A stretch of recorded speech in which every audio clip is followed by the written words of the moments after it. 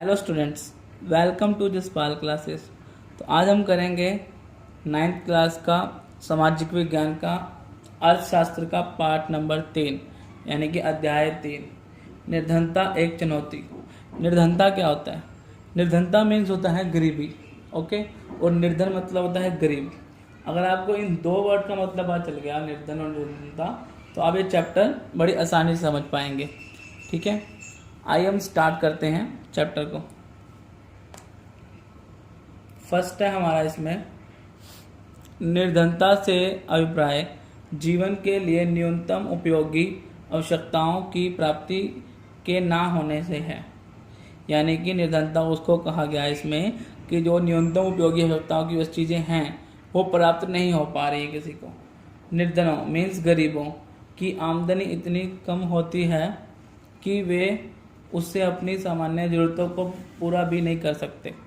ठीक है, तो उसको कहा जाता है निर्धनता। अगर आपका निर्धनता का क्वेश्चन आता है तो उसमें आप यहाँ से लेके यहाँ तक इसका आंसर लिख सकते हैं कि निर्धनता क्या है, निर्धनता से क्या अभिप्राय है, निर्धनता से आप क्या समझते हैं। सभी क्वेश्चनों का आंसर यही होगा। ओके, मैं आपको इस वीडियो में साथ साथ ये बताता जाऊँगा कि क्वेश्चंस कैसे आएगा और आंसर आपको कैसे कैसे लिखना है। कीवर्ड्स के बाद मैं आपको इसके आंसर क्वेश्चन आंसर्स भी कराऊंगा 1 मार्क्स वाले और 3 एंड 5 मार्क्स वाले, पर साथ साथ आपको इसमें से भी क्वेश्चन आंसर्स अपने फुलफिल करने हैं। ओके, तो सेकंड पॉइंट है हमारा इसका, भारत में हर चौथा व्यक्ति निर्धन है। दुनिया में सबसे अधिक गरीब भारत में ही है। ये ब्रैकेट में इसका वर्ड है विश्व बैंक के नवीनतम आंकड़े, मतलब विश्व बैंक के नए आंकड़ों के अकॉर्डिंग इसमें क्या पाया गया है कि जो गरीब देश कौन सा है, भारत पाया गया है सबसे अधिक गरीब देश। ओके, भारत में हर चौथा व्यक्ति निर्धन ही है यानी गरीब ही है। थर्ड है हमारा शहरी निर्धनता। शहरी निर्धनता मीन्स क्या है? शहरी क्षेत्रों में निर्धन लोगों में रिक्शा चालक, मोची, फेरी वाले, निम्न मजदूरी पाने वाले श्रमिक इत्यादि आते हैं। यानी जब शहर में भी कुछ लोग रहते हैं वो गरीब होते हैं, निर्धन हैं। वो कैसे हैं? जैसे जो रिक्शा चलाते हैं, मोची हैं, फेरी वाले हैं। ठीक है, तो इनको निर्धन मतलब गरीबों की श्रेणी में रखा जाता है, तो इन्हें कहते हैं शहरी निर्धनता। ओके, इनके पास भौतिक परिसंपत्ति नहीं होती और ये अक्सर झुग्गी व मलिन बस्तियों में रहते हैं। ठीक है, फोर्थ पॉइंट है हमारा इसका ग्रामीण निर्धनता। ग्रामीण मतलब गांव की। ग्रामीण क्षेत्रों में भूमिहीन किसान, खेतीहर मजदूर, लघु एवं सीमांत किसान आदि आते हैं। इसमें क्या आता है? जो गांव में भूमिहीन मतलब उनके पास भूमि नहीं है वो किसान, खेतीहर मजदूर जो खेती करते हैं, लघु और सीमांत किसान आदि वो सब इसमें आ जाते हैं। ओके, तो ये ग्रामीण निर्धनता होती है। अगला पॉइंट करते हैं इसका फिफ्थ पॉइंट है हमारा सामाजिक वैज्ञानिक की दृष्टि में निर्धनता। अब जो सामाजिक वैज्ञानिक के दृष्टि उनकी नज़र में निर्धनता क्या है, तो उनकी अलग है। सामान्यतः निर्धनता का संबंध आय अथवा उपभोग के स्तर से है। तो जो सामाजिक और वैज्ञानिक तौर पे वो निर्धनता कैसे देखते हैं, मतलब क्या सोचते हैं निर्धनता के बारे में, वो देखते हैं कि जिसकी आय और वो उपभोग क्या कर रहा है उससे डिपेंड करता है।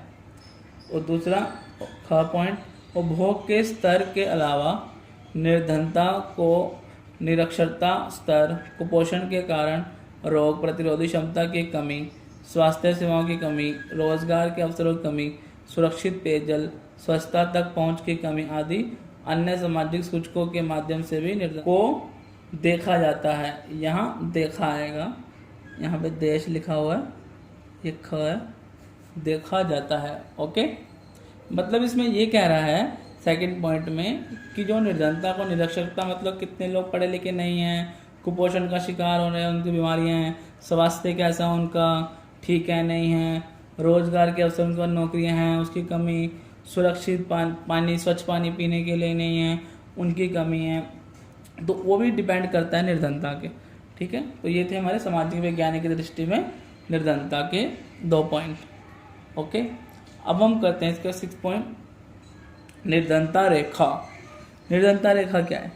आय अथवा उपयोग के न्यूनतम स्तर को निर्धनता रेखा कहा जाता है। यानी जो आय इनकम है, यहाँ उपयोग की जाती है चीज़ें कि न्यूनतम स्तर जो मिनिमम लेवल है उसको निर्धनता रेखा कहा जाता है, इसको गरीबी रेखा भी कहा जाता है। ओके, 7वां पॉइंट है हमारा, भारत में निर्धनता रेखा का निर्धारण कैसे किया जाता है। तो निर्धनता रेखा का निर्धारण भी करना चाहिए कि कैसे नापा जाए। ओके, तो भारत में निर्धनता रेखा का निर्धारण निम्नलिखित 2 आधारों पे किया जाता है। तो वो 2 आधार क्या हैं उसको हम देखते हैं। तो पहला हमारा क्या पॉइंट है, कैलोरी आवश्यकता, कितनी कैलोरी चाहिए। ग्रामीण क्षेत्रों में 24 कैलोरी प्रति व्यक्ति प्रतिदिन तथा शहरी क्षेत्रों में 2100 कैलोरी प्रति व्यक्ति प्रतिदिन। मतलब कितनी कैलोरी चाहिए लोगों को जो शहर में रहते हैं और ग्रामीण में रहते हैं उनके अकॉर्डिंग, ठीक है। और दूसरा आय, इनकम के अकॉर्डिंग। ग्रामीण क्षेत्रों में 816 रुपये प्रति व्यक्ति प्रति माह तथा शहरी क्षेत्रों में 1000 रुपये प्रति व्यक्ति प्रति माह। ये 2011-12 के आंकड़े हैं। ये आंकड़े सुरेश तेंदुलकर कमेटी द्वारा दी गई थी। इसके बाद गरीबी के आकलन के लिए सी रंगराजन के नेतृत्व में एक और कमेटी बनाई गई थी जिसने अपनी रिपोर्ट जून 2014 में दी। इसके अंतर्गत ग्रामीण क्षेत्रों में 972 रुपये प्रति व्यक्ति प्रति माह तथा शहरी क्षेत्रों में 1407 रुपये प्रति व्यक्ति प्रति माह निर्धारित किया गया था। तो ये थे हमारे 2 पॉइंट जिसमें निर्धनता रेखा का निर्धारण कैसे किया जाता है वो बताया गया था, जिसमें थी कैलोरी और आय।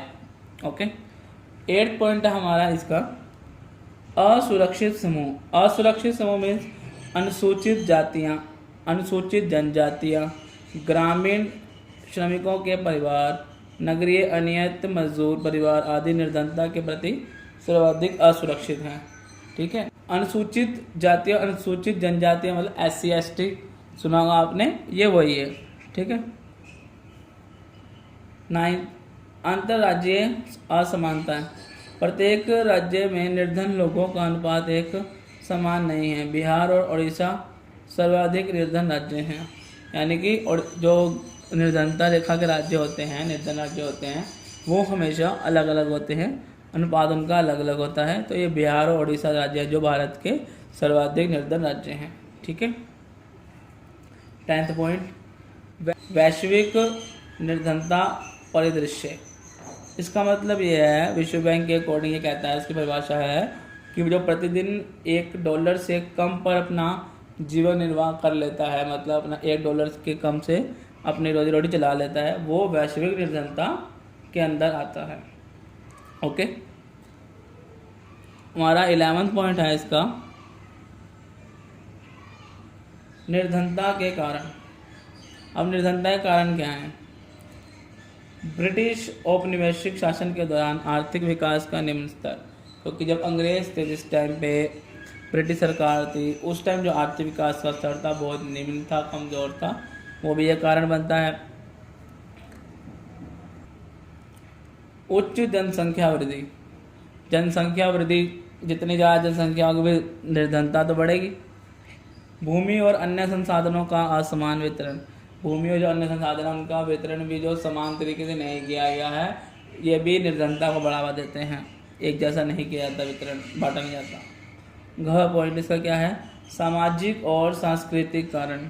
समाज के अकॉर्डिंग और ये सांस्कृतिक कारण भी ऐसे कुछ पहलू बन जाते हैं जो निर्धनता को बढ़ावा देते हैं, तो यह भी एक निर्धनता का कारण है।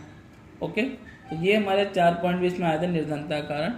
ठीक है, तो ये हमारा वीडियो का पार्ट 1 था। इसमें हमने इसके 11 पॉइंट क्लियर कर लिया। बाकी के पॉइंट्स और इसके क्वेश्चन आंसर हम आपको अपने नेक्स्ट वीडियो में दिखाएंगे। अगर आपने हमारे चैनल को सब्सक्राइब नहीं किया है तो कर लीजिए हमारे आगे अपडेट्स के लिए, एंड लाइक एंड शेयर कीजिए।